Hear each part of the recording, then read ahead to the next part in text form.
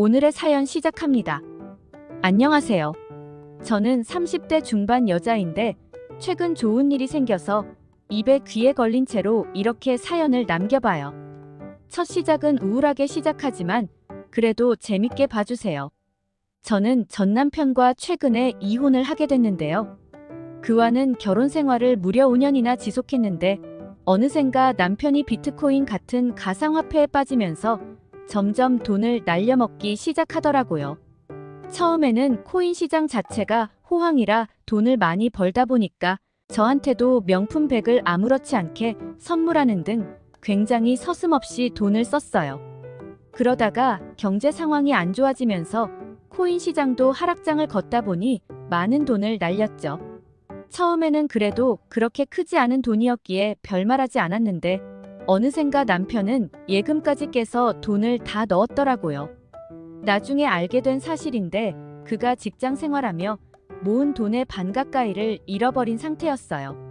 저는 그 사실을 알고 남편에게 울고불고 도대체 무슨 짓이냐며 정신이 나갔냐며 손해는 손해대로 봤으니 이제 제발 그만하라고 소리쳤어요. 그런데 가상화폐 중독은 정말 말도 안 나올 정도로 심각한 수준이더라고요. 잃어버린 돈을 되찾기 위해서 계속 돈을 집어넣고 있었어요. 이혼이라도 그때 빨리 했어야 됐는데 전 남편은 집문서까지 들고 잠적을 해버렸죠.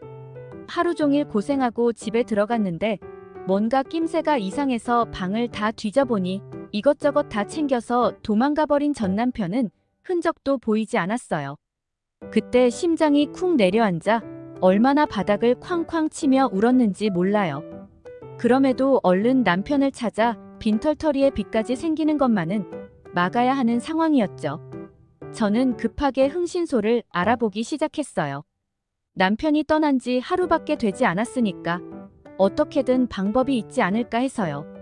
인터넷에서 검색해서 나온 업체에 급한 목소리로 연락을 했는데 전화 받는 사람은 굉장히 차분한 목소리를 가지고 있어서 뭔가 안정이 되는 느낌이었어요. 상황 설명을 하고 돈은 드릴 테니 얼른 일을 착수하면 안 되냐는 제 재촉에 그는 일단 내일 아침 9시까지 사무실로 오라더라고요. 그렇게 우리는 약속을 잡았고 저는 잠도 제대로 이루지 못한 채 다음 날을 맞이했어요. 화장 같은 건 꿈도 못 꾸고 그저 씻기만 하고 옷을 입고 사무실에 방문했죠. 안에 들어가니 흥신소답지 않게 깔끔하고 밝은 내부 인테리어가 일단 눈에 들어오더라고요. 그리고 검은색 정장을 입은 잘생긴 남자가 저를 맞아줬죠. 상황이 상황인지라 너무 급한 마음이었는데 그는 너무 남자답게 잘생기기도 했고 행동이나 말투 자체가 부드러운 느낌이라 일단 마음에 안정이 됐어요. 어제 얘기했던 이야기를 상세하게 더 전달드리니 그는 하루밖에 되지 않았다면 아직 이 근처에 있을 가능성이 있다며 바로 일 시작해보겠다 하더라고요. 그렇게 선금을 입금하고 도망간 남편 찾기가 시작됐어요. 저는 사실 의뢰를 했기 때문에 그저 기다리면 되긴 했지만 너무나 초조한 마음에 가만히 있기도 힘들더라고요. 직장 내 인사팀에 사정을 말한 뒤 잠깐 휴가를 써놓은 상태라 여유 시간이 있기도 했고요. 저는 그에게 저도 같이 따라다니면서 조금이라도 도움을 주고 싶다 말했고 그는 그게 마음이 편하시겠으면 그러셔도 된다더라고요. 그렇게 우리는 같이 차를 타고 다니며 하루 종일 붙어 다녔어요. 남편이 자주 가던 PC방, 음식점 등도 샅샅이 뒤지고 경찰에도 실종 신고를 했죠. 너무 열심히 돌아다니다 보니까 배가 고파서 같이 음식점에 들어가 밥도 먹었어요. 그는 결혼하지 않고 열심히 사는 사람으로 저보다 2살 어린 남자였고 저는 그에게 이런저런 조언을 했어요. 나를 보라며 결혼 잘못하면 이 꼴 나는 거라며 자조적인 웃음을 지어 보이는 저에게 그는 안쓰러운 표정을 짓더니 문득 제 손 위에 자기 손을 포겠어요. 그러면서 너무 걱정 말라고 인생사 새옹지마 아니냐며 모든 일은 잘 풀리고 좋은 날이 올 거라 하더라고요. 저는 밥을 먹다가 문득 그의 따뜻한 말에 눈물이 났고 부끄러운 줄도 모르고 엉엉 울게 됐어요. 그는 여전히 따뜻한 미소와 말투로 저를 위로했죠. 아무튼 그 일이 있던 이후로 저는 더 그를 의지하게 됐고 어느새 남편을 찾는 것도 찾는 거지만 그와 함께 있는 게 참 좋다는 생각이 들었어요. 듬직하고 다정한 그 남자가 남편이랑 비교가 되면서 더 그랬겠죠. 여하간 밤낮으로 뛰어다니던 와중 혹시나 하는 마음에 남편이 부동산에 집문서를 팔려고 왔다 가지 않았을까 하는 생각이 드는 거예요. 그래서 그에게 이걸 말했더니 맞는 말이라며 부동산도 샅샅이 찾아보자 했죠.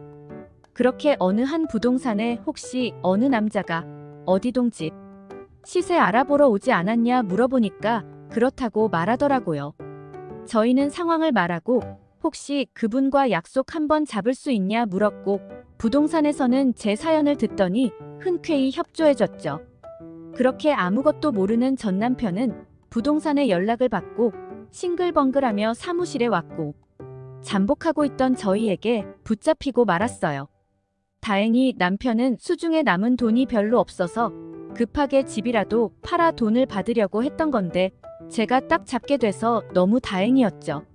그렇게 저는 남편과 이혼을 하게 됐고 그래도 제가 이제까지 모아왔던 개인적인 재산은 지킬 수 있었어요.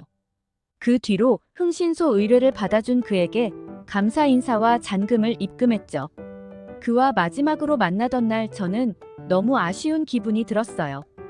이제까지 같이 붙어 다니며 중간중간 그에게 정말 고마웠고 따뜻한 그의 마음씨에 감동받았었거든요. 저는 용기를 내서 그에게 말했어요. 너무 고마워서 대접 한번 하고 싶다고 시간 내줄 수 있냐 물었죠. 그는 당연히 좋다며 일도 잘 풀려서 너무 다행이라며 자기도 축하 자리를 마련하고 싶었다 하더라고요. 그렇게 저희는 어느 주말에 다시 만나게 됐고 술 한잔하며 이런저런 이야기를 했어요. 아무래도 함께 붙어 다니다 보니까 은근히 이런저런 추억이 생긴 상태였죠.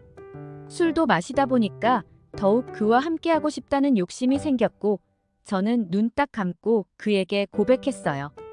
다정하고 따뜻한 당신에게 반했다고. 비록 저는 보잘것없는 여자지만 한 번만 나와 만나주지 않겠냐고요.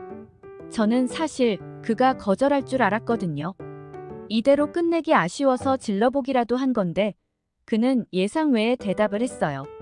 사실 자신도 정말 이상하게도 저를 처음 볼 때부터 마음이 갔고 힘들어하는 모습을 보며 자기가 위로해주고 싶었다며 자기가 행복하게 해주겠다 하더라고요. 저는 너무 놀라고 벅찬 마음에 눈물이 흘렀고 그는 저를 꽉 안아줬어요. 그렇게 우리는 설레는 마음으로 뜨거운 사랑을 나누게 됐어요.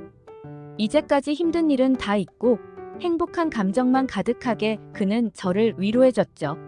정말 힘들었던 게 다 보상받는 느낌이라 행복한 눈물이 흘렀어요.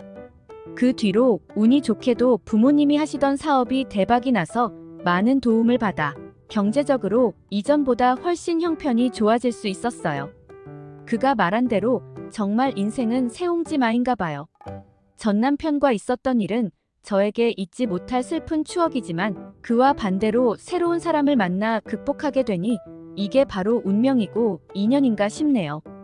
오늘의 사연은 여기까지입니다. 구독, 좋아요 꼭꼭 눌러주세요.